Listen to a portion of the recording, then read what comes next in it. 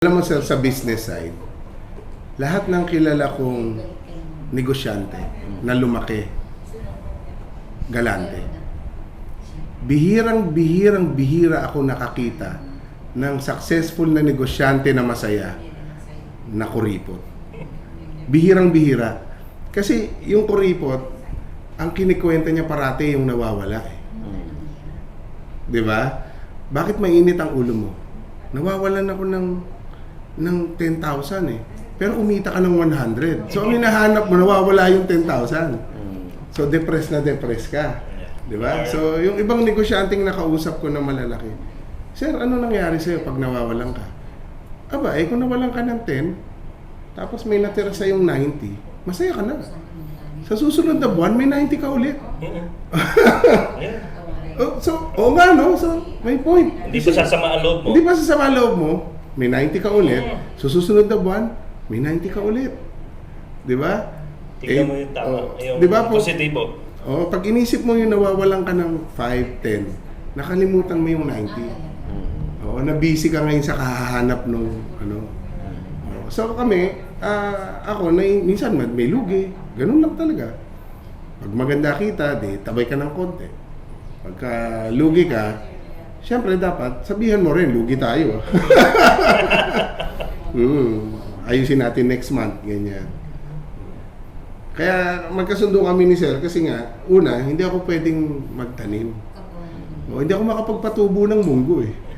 Basta kung may something sa kamay ko, hindi talaga ako magaling sa halaman. Tanggap ko naman siya. So tama, si Sir, ang galing niya sa halaman. Partner kami.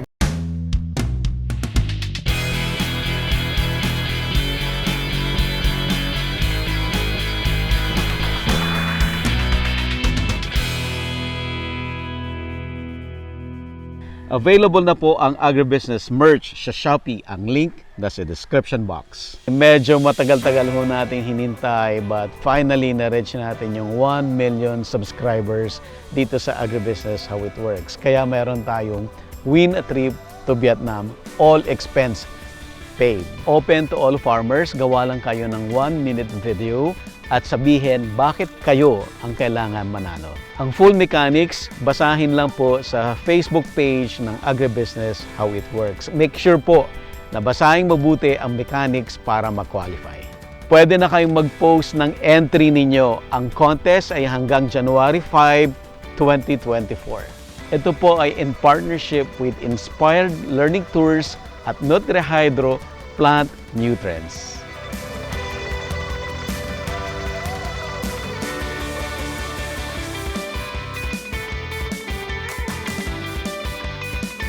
Tsaka alam mo sir, yung cyanide, pag niluto mo, Nawawala. mag-e-evap. Kaya Wala na siya. Wala na. Kasi yung cyanide dyan sa mga root crop, yun ang protection niya sa mga insekto. Insekto, Kaya ang kasaba, walang insecticide yan. Sir Buddy. Mabubuhay siya. Imagine yung kinakain natin, less Organic chemical siya. or halos titignan mo parang organically in nature. Ang kasaba parang Pilipino yan. Itanim mo, mabubuhay mag-isa. Di ba? Pilipino. Yung Pilipino, for some reason, for some reason, pag inalis mo sa Pilipinas, parang 80% magsasucceed yan. Basta inalis mo sa Pilipinas yan. Di ba? Example, punta ka ng Dubai. Pakita mo, uunlad yung buhay niya. Bakit? Kasi basta tinanim mo siya dyan, tutubo yan. Walang tubig, gagawa ng paraan. Sobra sa tubig, gagawa ng paraan. May insekto, gagawa ng paraan. Kasi naka-built na siya eh. Kaya actually, isa yan dapat sa ating pambansang root crop. Ang kasaba. Kasi nung ni-research ko siya as a layman, hindi naman ako scientist as a layman, ang tibay eh. Sabi ko, Sir, paano tinatanim yan? Kunin mo yung stem, ilagay mo dyan. Tutubo. Tubo na. Paano tutubo yan? Tutubo yan. Basta tutubo yan. Tumutubo naman, di ba? So pag naisip ko, sabi ko, para pala siyang Pilipino. No? Basta isaksak mo dyan yan, tutubo yan. Basta wag lang dun sa comfort zone niya. Normally, yun ang comfort zone mo. Tinatamad ka na gumalaw eh. Pero once na tinutulak ka na dyan sa, yung mga ibang lugar. Kasi pansinin mo, kaya yung OFW natin, mahusay. Kasi wala sila sa Pilipinas. Minsan, 3 trabaho. May nakilala ko, Pilipino, 3 trabaho. Ang tulog niya sa isang araw, mga 4 to 5 hours lang. Yeah, so sabi ko, kaya mo yan. Oo, kasi ganun. Tapos, ang pagkain niya, instant noodles. Oo, sabi ko, anong instant noodles mo? Ayaw niya pa nung instant noodles sa Amerika. May dala pa siyang instant noodles galing Pilipinas. Sabi niya, matabang dito. So, may dala siyang instant noodles galing Pilipinas. Oo, yun sabi niya kasi nagtitipid, ganyan. Tapos pag uwi dito, may bahay naman siya, nakasasakyan siya, okay naman. May isang lugar sa Canada, alam ko yung Manitoba, yung maraming farm dyan, mga requirement dyan pag number 1 na gusto nila Pilipino. Lalo mga farm worker. Ang worker nila. Napaka hardworking daw. Sabi ko, yung pagkalikas sa atin talagang matyaga, masipag. Parang sabi nga ni attorney, ganyan ang kasaba. Oo, itanim mo. Tutubo. Kasi kahit sa tabi ng kalsada, nakikita ko may kasaba ba yun? Sa tabi ng kalsada, tumubo. Or kung abonuhin mo pa, o lagyan mo ng pataba, lalaki yan.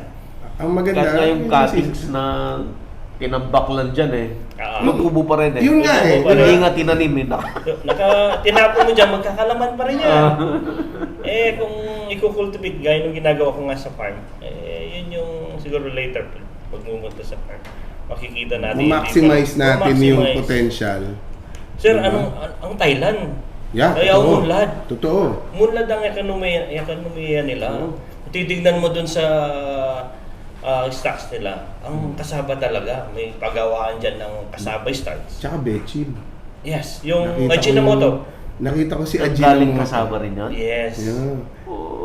Pag tinignan mo yung planta ni Ajinomoto sa Thailand, mayroon silang malaking ng kasaba. Kaniman.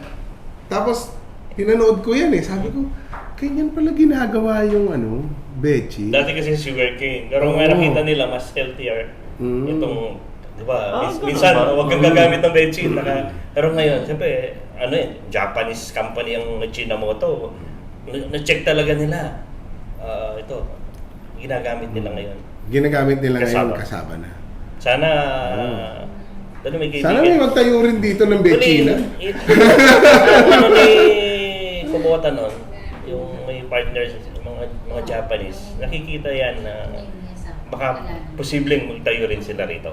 Pumunta nga ako doon, ang punta ko doon, benchmarking sa sugarcane. Pagdating ko, yung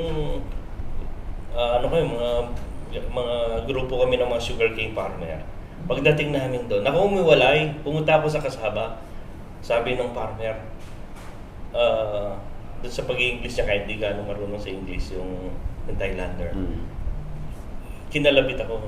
Sir, sabi niya, mas maganda yung kita namin dyan sa kasaba compared sa sugarcane. Highly regulated. Sabi niya sa akin, gumagano lang ako, pero hindi niya alam, nasa loob ko, totoo yun. Pero sabi ko, Naku sir, 2 racket mo May sugar ka na, may kasama ka pa. yan kailangan, yun yung mga kailangan na crops. It will only take 20 years para mabura ang isang generation. Talaga? Yes, makakalimutan mo na sir. Tignan mo. Pansinin mo ngayon, 20 years, nag-iba na yung ugali ng bata. Iba na. Nag-iba na. Malaking difference na. Di ba? Wala pang 20 years yan mula nung nag-aaral ako, ibang-iba na yung dynamics. And habang nagiging complicated yung technology, mas lalong bumibilis yung pagpapalit ng ugali ng tao. Hindi ba? So, kaya dapat ma-preserve siya is wag nating kalimutan siya. Di ba? Naiintindihan ko yung progress Kaya mag-start sa family. Oo, mag-start sa family. Dami nating kaago television, social media. Nandiyan yung kaya yung culture na maganda sa yung mga kultura natin, nagmamano. Ako yung anak ko dito sa Bulacan, dinadala ko dito sa Baliwag yun, nung bata siya, naglalaro siya ng kambing.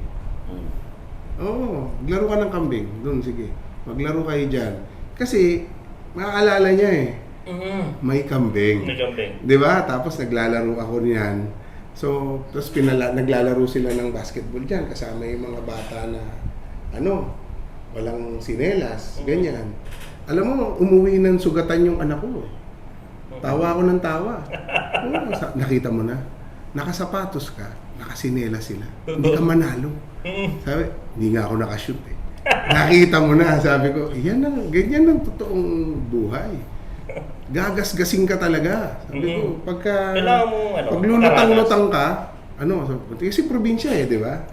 So, basketball, wala kang tsinelas pa. Sabi ko, yung kalaban mo walang sinelas, nadapa ka pa. Sabi ko, di ba? So, kasi pag sa Manila tayo, yung mga bata, parang, naku, bawal ka magbisikleta kasi ganito. Parang yung bata ko, wala akong natandaan na ganun. Ngayon, napakarami na masyadong safety feature. So, yung mga tao, yung mga bata, lumalaki sila na sobrang natatakot kasi feeling nila hindi safe. Yeah. Ikaw ba, sir, nag-helmet ka nung bata ka? Wala. Di ba parang, ngayon, pag naisip mo, pero buhay ka naman, di ba? Talaga kailangan maging resilient. Tsaka kailangan, sa buhay talaga, kailangan dumanas sa Tapos yung mga anak ko, alam mo, sir, pinakakain ko sa kanto ng isaw. Tsaka ng barbecue, yung mga ganyan. Tapos sabi nung anak ko minsan, Daddy, sabi sa akin, madumi daw yan. Sabi ko, patay ka na ba? Hindi naman. Nakita mo. Ang dami kumakain yung buhay pa eh. Sabi ko, ganyan kasi culture yan eh. Pag nasanay naman yung tiyan mo. Oo, yan na yan eh. Imagine mo, di ba may mga OFW na galing sa malinis na lugar. Pag uwi rito, inom sa tubig natin. Nagugulo Nagugulo yung tiyan. Pero pag nasanay na tayo, sanay naman yung mga tiyan natin. Okay lang. Kaya even sa buhay, ganyan. Kailangan masanay talaga. Yung itinanim natin, food security yung usapan. Hindi lang nandyan safe dapat. Safe sa mga insecticide, pesticide. Yun ang yun yung hindi natin nakikita eh. Kaya maging mga natural na na pagpa-farming. Yun yung isang nakita ko or less chemicals man. Kaya pala masarap yung Don Benito. Yes, natural Natural yung kasaba. Totoo, attorney. Hindi, totoo naman. Totoo. Kaya, tsaka hanggang 10 months yung average namin na length ng pagtatanim. Even dun sa starch content, chine-check namin Hindi yung puro pag in-harvest mo pwede na. Hindi, kailangan pwede. Ito yung pwedeng gawin kasama kaya masarap yung hindi naman sa produkto mo, attorney. Yun ang number one Yun ang number one sa... Sana totoo yan. Pero okay naman ako. Hindi ko yan tatanggihan. Yes. Sana nga, di ba?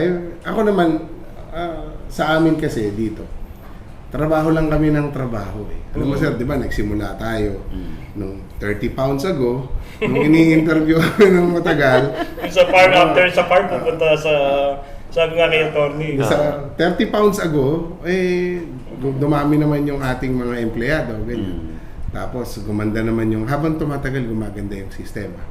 So, yun ang aming strength kasi, yung mag-produce and magbenta. Kaya nakapartner kami kay Doktor. Kasi kailangan yung ma-align lang yung system. Sa akin, nakikita ko ang daming tumatapon. Pwedeng may process. Oo So, ang kailangan lang natin, sir, talaga is yung mga nagpa-process, maidikit dito sa farmer. Ako yun yung pangarap ko, sabi ko noon. Yung nakita ko ngayon, yung sa mga elementary or sa mga elementary pag nag-snacks, yun yung mga dapat may serve sa kanila, yung mga nutritious like yung ako gusto ko yung okra Yung okra na alam mo sir, hindi ko kumakain ng okra pero nakakain ako ng okra chips. Yun nga. Yung dumaan sa vacuum fryer na okra. Nalalagkitan ako doon sa tunay na naririting yung kulay niya, yung kulay green. Pag kain mo, lasang okra.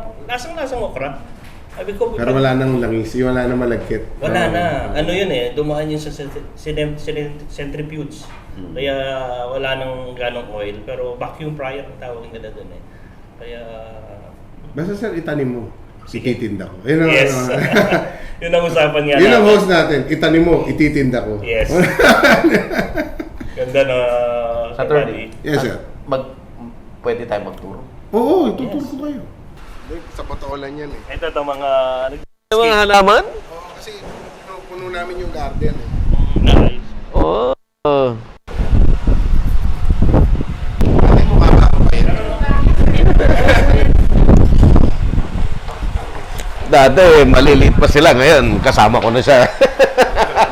Ano lang talaga siya eh. Basta kasama mo na yun ako nakakatuwa na. So, eto sir. Oh, bagong dating. Oo, may bagong natin tayo. So, eto sir, ganun dumarating yung mga kabot. Ang laki rin ng linaki mo, no?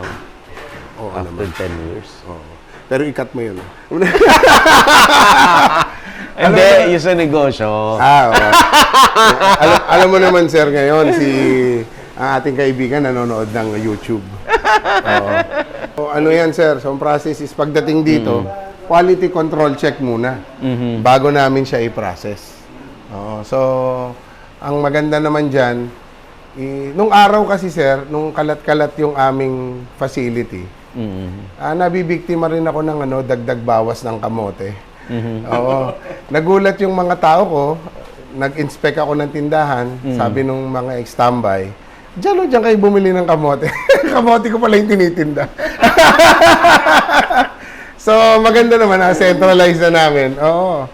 Magaling din yung mga ibang tao ko dati, nakakapagtinda ng kamote nang walang puhunan. So, so okay naman siya. So, na-address na namin siya. So, eto yan, sir. Tapos, normally, yan, dito. Natuloy kayo. Yan. Dito siya pinaprocess. Yan. Diyan siya pinaprocess. Ito yung processing area namin. Oo. So, diyan binabalatan. Ayan. Ito, meron akong washer. Ayan. So, parating malinis yan. Tapos binabalot namin, and then fini-freeze namin. Ayan. Doon ang freezer. Oh, dito yung freezer. So naka-aircon dito. Ayan. Tapos,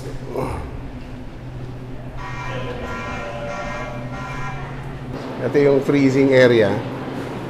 Ayan. So, ayan. Ayan. So para manatiling fresh yung kamote. Pag na-blast freeze attorney, gaano katagal ang chef life nun? Ano yan, sir? Hanggang 1 taon. Ah, talaga? 1 year. Dito tayo, sir. May, Kaya pwede na all year round may supply ka.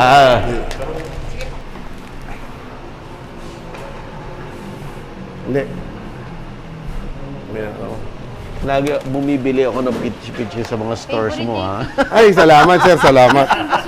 Ay, salamat. Yun. Oo, so... Ang dami pa. Ayan. Hindi, ito na yung mga for processing yan bukas. Oo, kasi sir, ang kamote ay ang kamote ay 5 days lang siyang pwede. Okay. Magiging kahoy na siya. Tapos ito yung aming nyog. Dami. Pati nyog, dami. Truck na yan pag dumarating. Oo. Ang maganda kasi sir, ang ginagamit ko kasi talagang nyog. Nung araw, nagkakaanuhan kasi. Nalalagyan ako ng tubig nung araw eh. So ayoko yun, nire-reject ko siya. So ngayon, nag-aayos na kami ng process na yung nyog, 100% coconut cream. Yan. So, yun yung aming pinagmamalaki na. Yung nyog mo, cream talaga yan. Walang tubig. Tapos, yan. Ang lalaki, Dok. Ang lalaki. Yes. Galing Pampanga yan. Dito tayo, sir. Ang talaga, ang pinakamagandang dahil Sa opisina. pinatubo. Malaking tulong din yun. Dahil may sand siya. Sandy loom. Ano makiusapan yun pag itim? Oo. Para manatiliin yung freshness. Ito, bodega yan, sir. Bodega ng mga other gamit. ingredients. Hindi, mga yan. Mga delivery ng boxes. Warehouse yan. Ang akala kasi nila, yung cassava, basta gilingin mo, ganun. Hindi. So, isa yan sa aming pinakasikreto. Pina-quality control talaga namin yung kamot.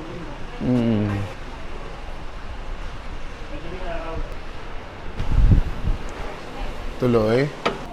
Welcome sa aming headquarters.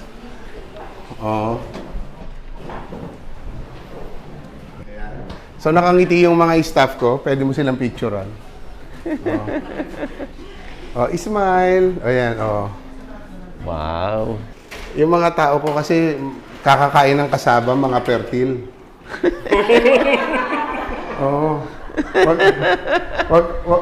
Wag kayong magte-text, mabubuntis.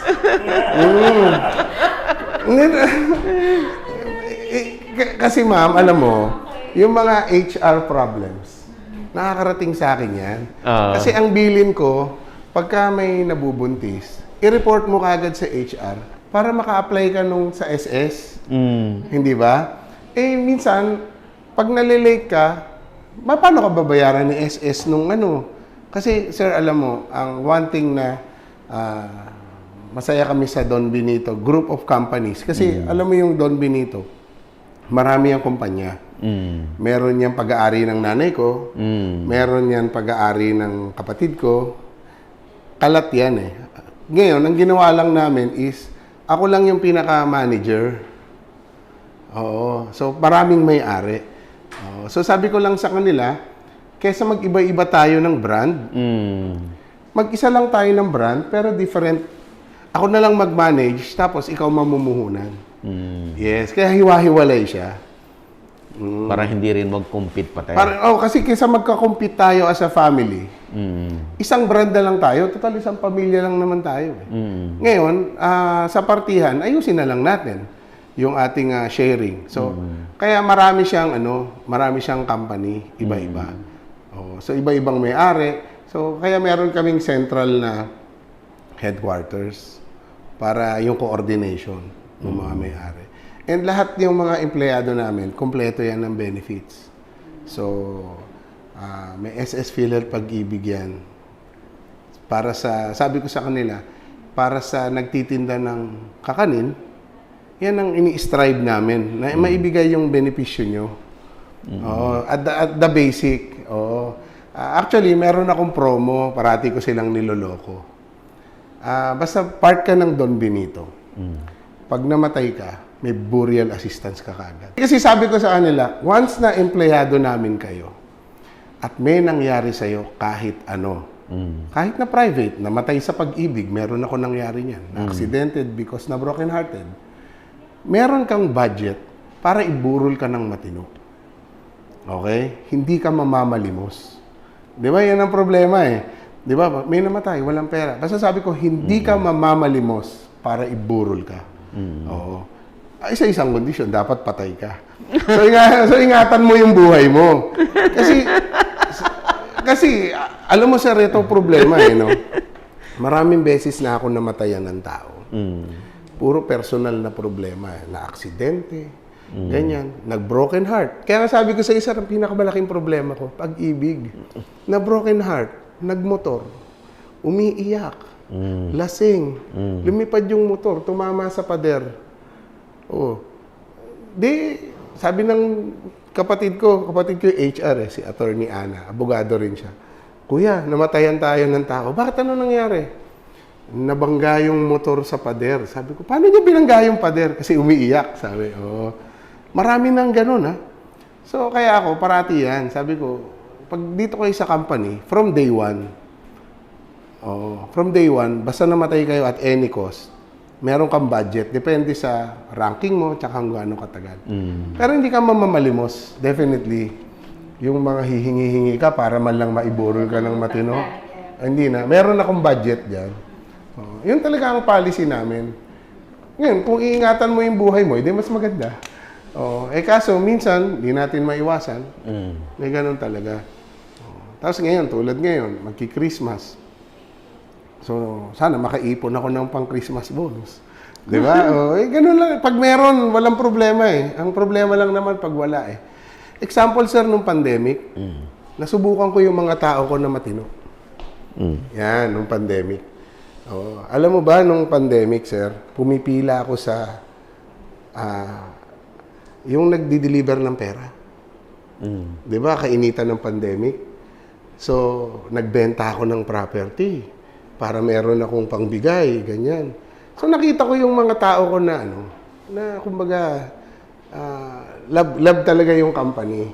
Kasi ang bilin ko sa mga tao ko, wag nyo na ako mahalin. Yung kumpanya lang. Kasi bakit? Dito marami tayong nabubuhay. Mga tao, ilang pamilya. Kung hindi mo mahal yung company, lipat ka sa iba. Hindi naman kita pinilit eh. Hindi ba? So gusto ko, yung nandito, isanggat maaari, kahit papano, kahit yung company mahal mo, hindi na kailangan ako, sabi ko, basta ang mahalaga lang sa akin yung misis ko. Baka mapanood niya. Segue tayo. Basta ang mahalaga lang sa akin yung misis ko yung mahalaga. Okay na. Kasi huwag mo ikat yun. PPR tayo. Yan ang yung iba, basta yung company ang pinakamahalaga because marami tayo dito eh. Ako mabubuhay naman ako mag-isa, sir eh. So, kung mag-aabogado ako, kakain naman ako. Ganyan, kakain naman. Pero, masarap din yung marami kang kasamang kumakain eh. Di ba? So, yan ang ko. So, tapos yung mga nagninegosyo, di mag-try ka lang. At saka, sir, itong parati ko sinasabi if may magninegosyo, please start very small. Yan. Please start very small. Kasi sigurado ako magkakamali ka. Until now, ang dami ko pang mali. May pinagbabayaran pa rin ako. Ganun lang siya talaga. So, kung mahina ang loob mo, magpalakas ka muna ng loob kasi definitely magkakamali ka. Yun ang parati ko sinasabi, handa na ako magkamali. Sinisigurado ko lang na pag nagkamali ako, hindi ako tutumba. Yun lang. So, pag nagkamali, okay lang. Basta, ano ba yan? Buhay pa tayo? Buhay pa. Okay, ganyan. Ganun talaga, mami. Walang, pag kasi, sir, nakita mo yung nagninegosyo, malaki ka agad. Nasisira yung creativity nung negosyante. Di ba? Parang si Doktor, no? Nung nagsimula rin sa maliit. So, may mga namamatay, may mga ganyan eh. So, nagkakaroon siya ng practice sa isip niya ng ingenuity. Kami, nung araw, nung nag-i-start ako, maliit lang, 2 store. So, ang dami ko nai-imagine na mali. Tapos, maiko-correct mo siya unti-unti. Naiipon siya in the long run. Yan.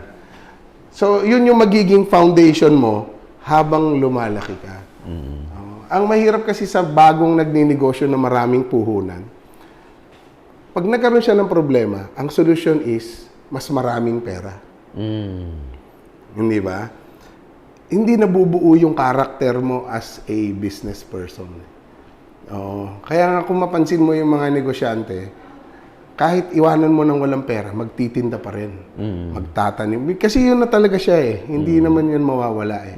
Ako nga, sabi nila, kailan ako magre-retire. Wala naman talaga akong plano. Malungkot eh. Naisip mo na ba, sir, gumising ka isang araw, wala kang gagawin? Malungkot, di ba? So, ako, di ba, ikaw, sir, pagising mo isang araw, ano kaya gagawin ko?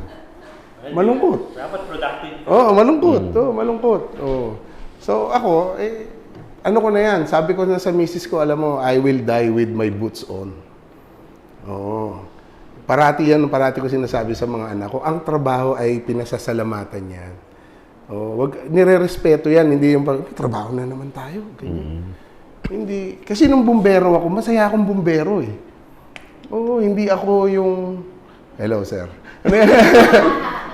Hindi ako yung nagre-reklamo. Bihirang-bihira ako magreklamo. Kasi ini-enjoy ko yung pagkabumbero ko noon eh. Di ba? Masaya. So, nung nagnegosyo ako, ini-enjoy ko rin yung pagninegosyo ko. Masaya naman siya talaga eh. Yung iba kasi may problema. Wala pa naman taong nabuhay na walang problema. Parang lahat naman meron. Okay lang yun. Ikaw, sir, biro mo, hanggang ngayon, sikat ka na. Di ba? Itanim mo, ipipicture ko. Di ba? Yun ang hashtag. Di ba, sir? Yun talaga eh. Pag wala kang target, hindi ka tatama. Yeah, so kung ikaw, sir, walang mali na aspire mo mag-number 1 eh. Tama yun eh. Kung hindi ka number 2 ka, pwede na rin, di ba? Pwede pa, huwag lang number 3. Basta ganyan eh, di ba? Importante, sir, yung journey mo eh, di ba? Pagsikapan. Di ba? So, halimbawa, uy, nagna-number 3 tayo ah. Kulang pa tayo sa palo, di ba? So, at least, lang. Yung iba kasi, pinakikita nila na, hindi, narating ko to because wala lang, I'm lucky. Wala naman nun. Parang wala naman ako nakitang ganon. I'm lucky eh. Hindi. Nakita mo na ganito kalaki ngayon, 10 years ago? Oo. Wow. Alam mo kung bakit? Ang isa sa pinaka-idol ko na negosyante, si John Gokong Wei. Yan. Binabasa ko yung libro niya. Actually, may picture kaming dalawa eh. Kasi ang lola ko, tindera ng itlog sa Blooming Treat. So, nagtitinda ako ng itlog sa Blooming Treat. Ang supplier namin, Rubina Farms. So, kakilala ng lola ko si, yung kapatid ni John Gokong Wei na Rubina Farms. So, nung 85th birthday ni John Gokong Wei, in-invite ako ng lola ko. Sabi ng lola ko, gusto mo sumama? Siyempre, kinikilig-kilig ako, di ba? Magpa-autograph pa ako ng libro niya eh. Binabasa ko eh. So, nakikita ko yung principles of doing business niya. Natutuwa ako parang, nga no, tama eh. So, kaya iniisip ko talaga to, ini-imagine ko talaga to. Na darating ang panahon, magkakaroon kami ng ganito because, yun ang direksyon, sir. Di ba? Ang pangarap namin sa Don Benito is, kung saan may Pilipino, may Don Benito. Yan ang parati namin. So, yun ang idea is kung saan may Pilipino, may Don Benito. Kaya natutuwa ako sa airport pag nakakakita ako ng mag-a-abroad. Dala-dala. Pinipicturean ko yun. Natutuwa ako. Sabi na sa misis ko. Ganyan. Kasi nakakarating. So, siguro next step is kung may makakatulong sa amin na mas magaling, mas matalino, mas senior. Na paano pa kami mag-grow, I welcome suggestions. Kasi, una sir, malayo ang profession ko dito sa ginagawa ko. So, kumbaga, I need all the help na I can get. Katulad si Sir Richard. Pagdating sa technical aspect ng kamote, tinutulungan niya ako. Pagka naman sa mga accounting, nagtatanong ako sa ganyan. Parang ako yung pinaka-organizer lang. So, ngayon, yung expansion, sir, sana mapalaki pa natin. Ang pangarap ko, sir, yung pagpunta mo sa ibang bansa, may Filipino store. Parating may Don Benito. Nandun din siya. Nandun siya parati. Kasi, yung Korean, naiinggit ako sa Korean na mami eh. Ano ba to? Yung Korean na mami, yung parating binibili. Lahat ng Korean store meron siya eh. Kahit saan ako magpunta. Andun siya. So, yun yung gusto ko na yung taste ng traditional Filipino. 'Di ba? Family yan eh. Ang Filipino taste is family, malalaking serving, 'di ba? Sharing, ganyan eh. So gusto ko ganyan. So, hindi ko alam kung paano. Basta yun ang gusto ko. Ini-imagine ko na siya. Kung paano, bahala na si Lord. Si Lord magbibigay niyan eh, ng opportunity. Itong lugar na to, sir, wala talaga akong planong bilhin to. Yung may-ari nito, binigyan ako ng opportunity, ipinautang sa akin to. Walang bayad. Sabi, sige na, kunin mo na yung lote ko. Natutuwa ako sa inyong mag-asawa, sabi niya. Sir, magbabayad kami. Tsaka mo na ako bayaran pag nautang mo sa bangko. Binigay sa amin yung titulo. Pirmado. Kaya nung nakautang ako sa bangko, binayaran ko siya. Nagulat pa nga siya eh. Feeling ko siguro normal na kasi medyo mayaman siya. So, nung binalik ko, sabi niya, kumusta ka na? Ganito. Sir, nakautang na ako sa bangko. Ganyan. So, dun siya nagsimula. Kaya, yun, natuto ako mangutang sa bangko na medyo maganda na parang hindi. Kasi hanggang ngayon, nangungutang ako sa bangko, pero okay naman. Pero malaking tulong, sir, talaga ang bank. So, tulad ako, lahat ng halos ng activity ko, finance ng bank. Kasi pera, wala naman akong cash. Kung makikita mo, wala nga akong pambiling relo eh. Samsung lang. Pero okay na to para may pang-step. Okay na to. Pero, kasi yung ano, sir, yung kailangan natin. Kailangan natin ng puhunan. And natutuwa naman ako, may tiwala sa akin yung bangko. Pinahihiram ako ng puhunan. So, bahala na kung saan makarating. Di ba? Niloloko nga ako ng mga classmate ko. Pare, di ba natatakot ka sa utang mo? Sabi ko, sila ang dapat matakot. Ako yung may utang. Di ba? Oo. Eh kung di ako magbayad, sabi ko. Di ba? Di lugi sila, nagamit ko na yung pera eh. Di ba? Pero nagpapasalamat ako dun sa mga partners ko na bangko. Tsaka meron din nagmamahal sa akin na manager. So inaalagaan niya yung account ko. Partnership talaga, sir eh. Hindi ka pwede na ako lang mag-isa, hindi totoo yun. Yung mga I did it my way, maganda siya pakinggan eh, pero hindi siya totoo. Parating may partner ka. Ikaw, sir, tulungan mo kami mag-promote, tulungan mo kami sa ibang contact. Si Sir Alvin, tinutulungan akong technology. Ikot-ikot lang yan eh. Kaya yung My Way, masarap lang siyang kantahin eh, kahit may namamatay. Pero medyo hindi siya totoo. Pero paano, attorney, paano mo minamanage? Kasi, di ba, 10 years after, malaki yung pinagbago. Oo. Paano ka nagmamanage? The same thing? Hindi. Paano? Ganito, sir, ang aming... Available na po ang Agribusiness merch sa Shopee. Ang link nasa description box. Agribusiness, how it works. Instruct, inspire, succeed.